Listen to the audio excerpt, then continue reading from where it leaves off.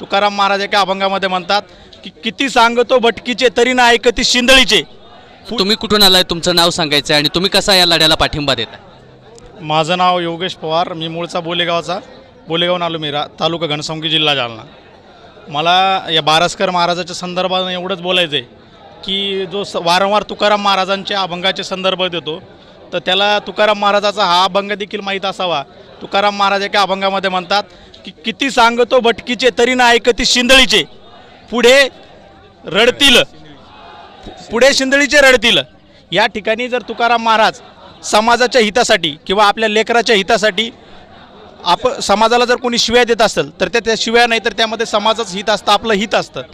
किंवा वेळ प्रसंगी संतांनी अगदी देवाला देखील शिव्या दिलेल्या आहेत, त्यामुळे देवाशी भांडण करताना शिव्यामध्ये संतांनी त्यांना भांडण दिलेलं आहे। त्याच अर्थानं मनोजदादा जर एखाद्या वेळेस एखाद्या कार्यकर्त्यावरती किंवा एखाद्या मराठा बांधवावरती एखाद्या वेळेस चिडत असतील किंवा राग संतप्त करत असतील तर याचा अर्थ त्यांचा तो स्वभाव नाही आहे। मनोजदादा वरून जरी दिसताना टणक किंवा त्यांचा रागीट स्वभाव असला तर आतून ते अतिशय एखाद्या कवट, जसं आपण बघतो अतिशय मऊ, म्हणजे मऊ मेना होणे आम्ही विष्णुदास, कठीण वज्राशी भेदू अशा प्रकारचा त्यांचा स्वभाव आहे। ही साधी गोष्ट जर त्याला कळत नसेल तर तो स्वतःला संत म्हणतो, महाराज म्हणतो। मी तर म्हणतो तो महाराज नाही तर एक महाठग आहे आणि आमच्या महाराजांनी त्यांना खूप छान नाव दिलं, तो बारसकर नाही तर बावळटकर म्हणून त्याचं नामकरण झालं पाहिजे। हा अतिशय महाठग माणूस, ज्याला संताची व्याख्या कळत नाही, महाराजाची व्याख्या बिलकुल कळत नाही। संत तोची जाणायचं की ज्याच्या अंगी दया क्षमा, ज्यात स्वतःच्या अहंकारासाठी याला स्टेजवर याचा अपमान झाला, स्वतःचा अहंकार याचा दुखावला म्हणून सगळ्या समाजाचं नुकसान करायला हा माणूस निघलेला आहे।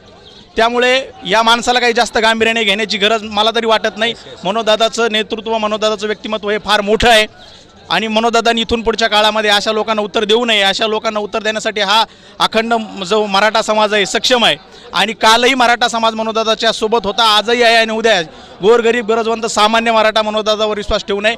असे महाठग किती आले, सरकारने किती बदनाम करण्याचा, किती षड्यंत्र करण्याचा प्रयत्न केला तरी या आंदोलनामध्ये कुठेही फूट पडणार नाही, हे सरकारने लक्षात घ्यावं आणि थोडंसं शहाणपणाची भूमिका घ्यावी। आतापर्यंत 6 महिने झाले, ज्वालामुखी हा कुठेतरी समाजामध्ये उभुगलेला याचा कधीही विस्फोट होऊ शकतो। त्यामुळे सरकारने शहाणपणाची भूमिका घ्यावी आणि जी 29 तारखेची जी भूमिका होती मनोजदादाची की सरसगट मराठ्यांचं ओबीसीकरण, तीच भूमिका आजही कायम आहे। मनोजदादांनी कुठेही आपली भूमिका बदललेली नाही, त्यामुळे उगाच दिशाभूल करण्याचे काम आणि मनोजदादा सतत वेगवेगळ्या भूमिका बदलतात हे सांगणं याला कुठेही प्रकारचं तथ्य नाही, कोणत्याही प्रकारचा आधार नाही।